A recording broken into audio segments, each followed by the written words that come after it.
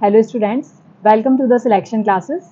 आज का जो हमारा टॉपिक है ये यूपीपीएससी का 2023 का जो पेपर था उससे हम ज्योग्राफी के क्वेश्चंस आपके साथ डिस्कस करने वाले हैं। बेसिकली पीवाईक्यू की सीरीज हम लेकर आए हैं।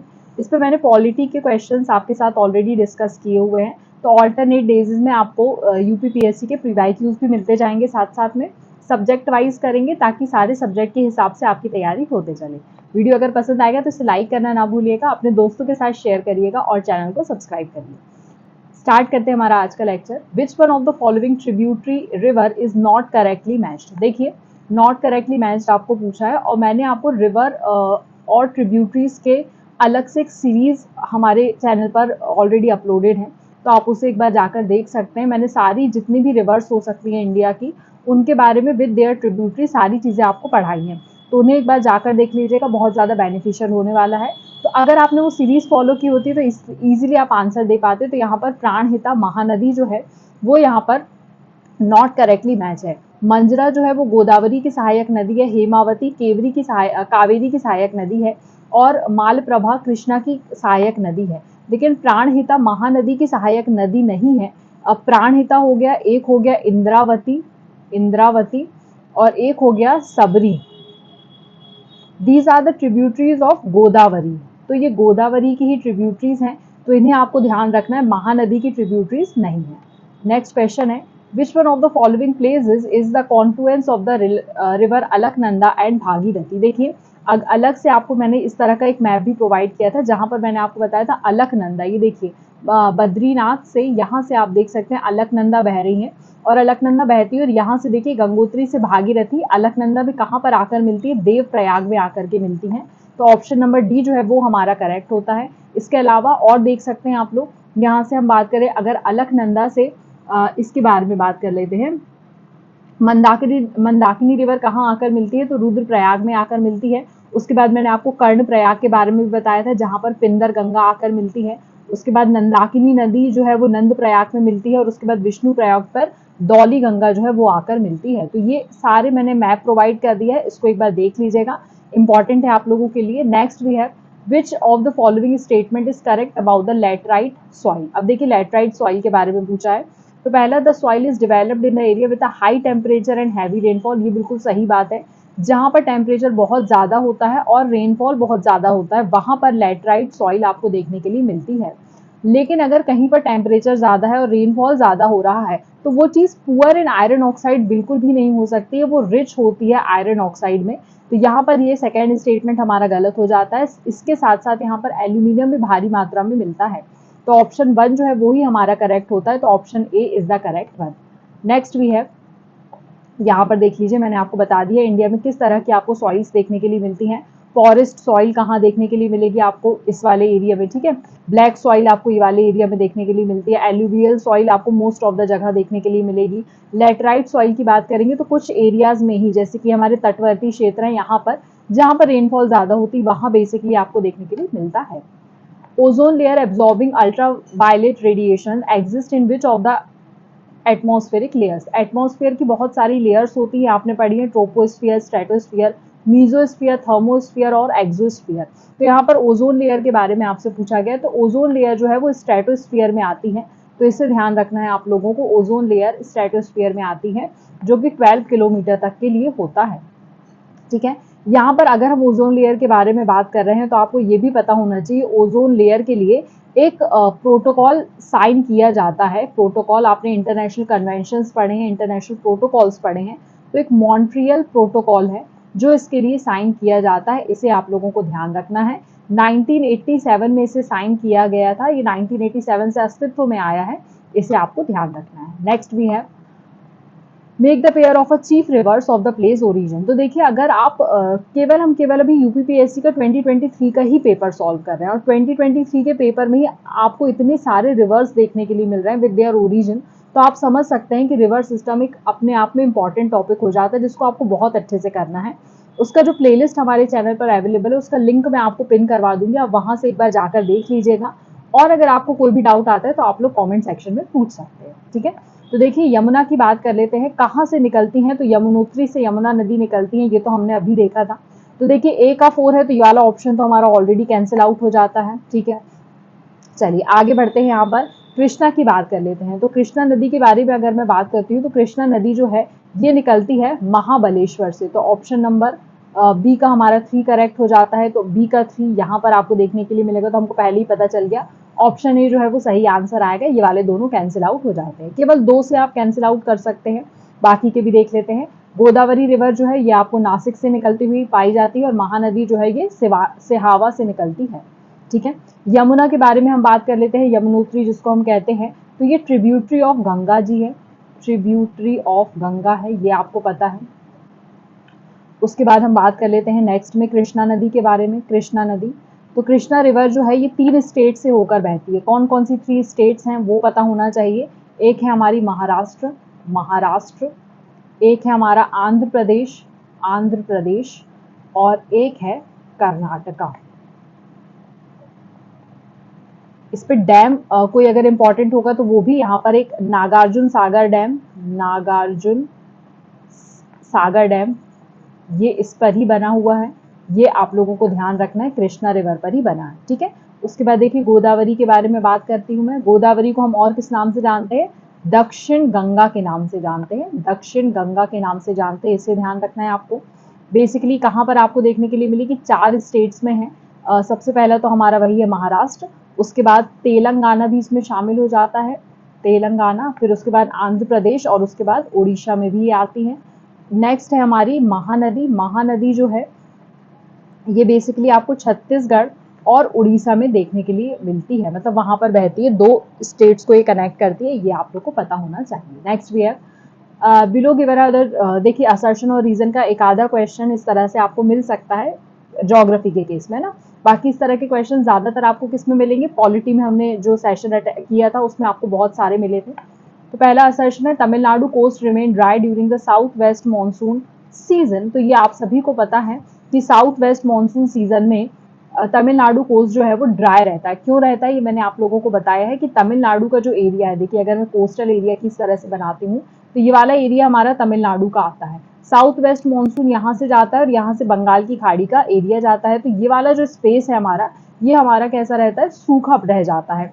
लेकिन जब ये वाला मानसून हमारे हिमालय से टकराने के बाद वापस लौटता है, रिट्रीटिंग मानसून जब होता है तब यहाँ पर बारिश कराता है। ये आपने ऑलरेडी पढ़ा हुआ है। तो तमिलनाडु कोस्ट हमेशा ड्राई रहता है साउथ वेस्ट मानसून में, तो ये बिल्कुल सही बात है।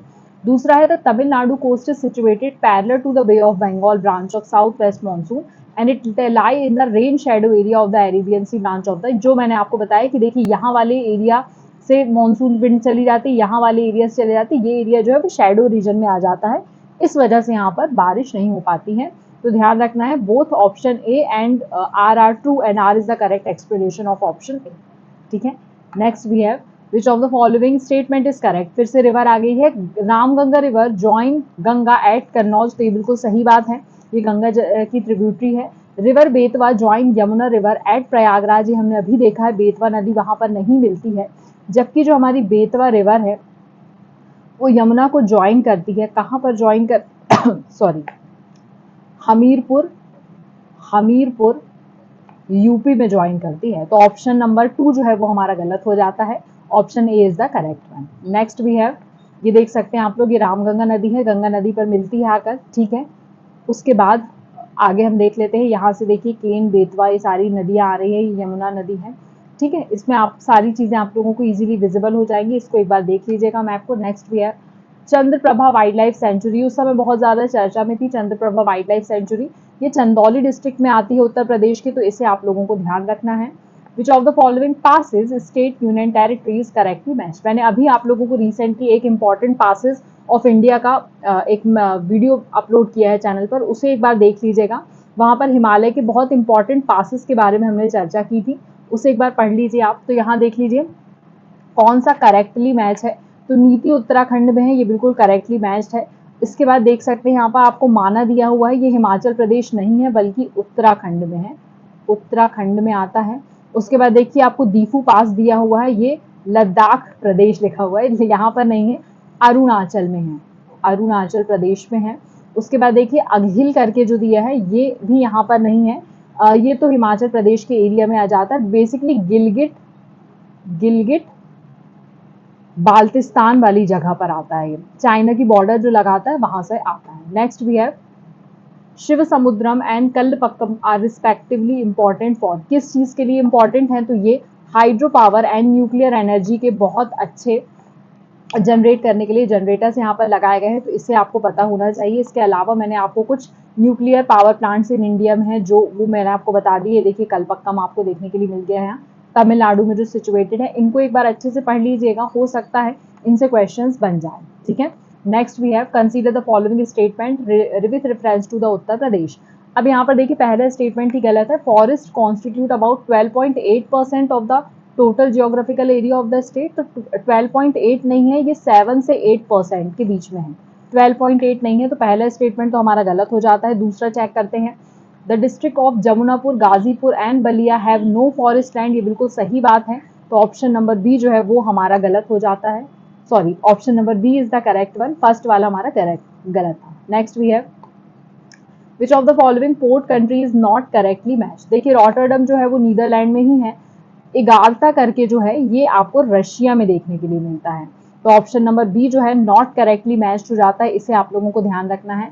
मॉन्टेविडियो उरुग्वे में ही आता है और जकार्ता इंडोनेशिया में ही आता है, तो इसे आप लोग करेक्ट कर लेंगे। Next we have which of the following statement is true, तो यहाँ पर 4 स्टेटमेंट दिया हुआ है। तो देखिए Benguela current is a cold current in the Pacific ocean है, बिल्कुल सही बात है, वेनेजुएला बोलते हैं इसको, एक बार देख लीजिएगा। If the sun the earth and the moon are in the straight line then the situation is of small tide, ये बिल्कुल सही बात है, जब एक सीध में आ जाते हैं तो स्मॉल टाइड की कंडीशन बनाते हैं। Ocean salinity is maximum at the Tropic of Cancer and Capricorn, ये स्टेटमेंट हमारा गलत हो जाता है, इसे आप लोगों को ध्यान रखना है, क्योंकि ओशन सैलिनिटी के यहाँ पर बात कर रहे हैं। ओशन सैलिनिटी जो होती है वो मैक्सिमम पोल्स पर देखने के लिए मिलती है, ना कि ट्रॉपिक ऑफ कैंसर या कैप्रिकॉन के पास, ठीक है, तो ये स्टेटमेंट हमारा गलत है। नेक्स्ट वी हैव, ये देखिए सैलिनिटी एट इक्वेटर मैंने बता दिया हुआ है, मोस्ट रेन यहाँ पर होती है इसलिए सैलिनिटी इसकी ज्यादा होती है, और इक्वेटर के पास की बात कर ली हमने। टूवर्ड्स द पोल जब हम जैसे जैसे जाते हैं तो अगेन कुछ आइस जब डिक्रीज होता है तो सैलिनिटी फिर से वंस अगेन डिक्रीज होने लगती है, ठीक है। Next we have the river situated along the border between the United States of America and the Mexico, यहाँ पर आप देख सकते हैं मैक्सिको और यूनाइटेड स्टेट्स ऑफ अमेरिका में एक रिवर है जो वो बनाती है, बॉर्डर बनाती है, that is Rio Grande river, इसको आपको ध्यान रखना है। Next we have consider the following deserts and arrange them in increasing order of their size, smallest to largest, इसको थोड़ा सा पढ़ के जाना है आप लोगों को, कौन कौन सी चीजें आती हैं, तो ऑप्शन सी जो है वो हमारा करेक्ट होता है। सबसे पहला है ग्रेट सैंडी डेजर्ट जो सबसे स्मॉल है, उसके बाद गोबी डेजर्ट आता है, देन वी हैव अरेबियन सी, और सबसे बड़ा सहारा डेजर्ट है, ये आप सभी को याद है। Next we have to whom does the credit goes for the development of a coconut and the sugarcane agriculture in Philippines, तो स्पेनिश और अमेरिकन के द्वारा फिलीपींस में sugar cane agriculture and coconut agriculture start किया गया था, इसे ध्यान रखना है। लिस्ट 1 एंड लिस्ट 2 को अगेन मैच करना है, तो देखिए माउंटेन रेंजेस के बारे में पूछा है, किलीमंजारो जो है वो तंजानिया में देखने के लिए मिलता है, तो ये वाला स्टेटमेंट और ये वाला स्टेटमेंट पहले ही गलत हो गया। उसके बाद देखिए तौबकाल करके है, तौबकाल जो है ये मोरक्को में देखने के लिए मिलता है, तो बी का वन यही है, तो ऑप्शन बी देखिए 2 से ही निकल आया। स्टैनले की अगर मैं बात करूंगी तो ये युगांडा में है, देन उसके बाद हॉगर जो है ये अल्जीरिया में है। Next we have which of the following lake and country is not correctly match, तो कौन सा लेक कंट्री से मैच नहीं होता इसके बारे में पूछा गया है, तो ध्यान रखना है आपको, ओनिगा करके जो है ये कनाडा में नहीं है बल्कि ये रशिया में है। देखिए अगर आप पेपर ध्यान से देख रहे होंगे तो आपको पता चलेगा कि रशिया के साथ रशिया और यूक्रेन का जब से वॉर चल रहा है तब से रशिया के आसपास की चीजें बहुत ज्यादा पूछी जा रही हैं, तो रशिया का मैप बहुत अच्छे से पढ़कर जाएगा, उसके इंपॉर्टेंट लेक्स हो गए, रिवर्स हो गए, माइनिंग हो गई, कौन किस चीज की माइंस है वहां पर, ये सब पढ़कर जाना है। Next we have what causes the wind to deflect toward the left southern hemisphere, क्या कॉज करता है जो डिफ्लेक्शन क्रिएट करेगा सदर्न हेमिस्फीयर में, तो डिफ्लेक्शन हमेशा कोरियोलिस फोर्स क्रिएट करता है, ये आप सभी को पता है। जब हम कोरियोलिस फोर्स की बात करते हैं तो डिफ्लेक्शन क्रिएशन का कारण तो बनता ही है, लेकिन नदर हेमिस्फीयर में इसका जो मूवमेंट होता है वो एंटी क्लॉकवाइज होता है, एंटी क्लॉकवाइज होता है, और सदर्न हेमिस्फीयर में ये क्लॉकवाइज मूवमेंट करता है। Last question, which one of the following is the largest coal producing centre of Ukraine, again Russia और यूक्रेन में बोल रही हूँ बार बार, इसको अच्छे से पढ़कर जाइएगा। तो डॉन्स करके जो जगह है ये यहाँ पर जो है इसको आप लोगों को ध्यान रखना है। ये इधर पर सॉरी खार्किव करके, खार्किव में बम भी गिराए गए थे रशिया के द्वारा, बहुत ज्यादा तबाही मचाई गई थी। कोल प्रोड्यूसिंग सेंटर है, तो खार्किव आप लोगों को ध्यान रखना है, ये ध्यान रखें आप लोग। और इसी के क्वेश्चंस आप लोगों को बहुत ज्यादा एग्जाम में पूछे जाने वाले हैं। तो ये सारी चीजें आपके साथ मैंने डिस्कस कर दिया। आई होप आपको सेशन अच्छा लगा होगा। यहाँ पर मैंने और भी जितने भी कोल अक्रॉस द वर्ल्ड है वो भी मैंने आपको प्रोवाइड कर दी, इसे एक बार देख लीजिएगा। आई होप वीडियो आपको पसंद आया होगा। अगर सेशन अच्छा लगा है तो इसे लाइक करना ना भूलिएगा, अपने दोस्तों के साथ शेयर कर दीजिएगा और चैनल को सब्सक्राइब कर दीजिएगा। धन्यवाद।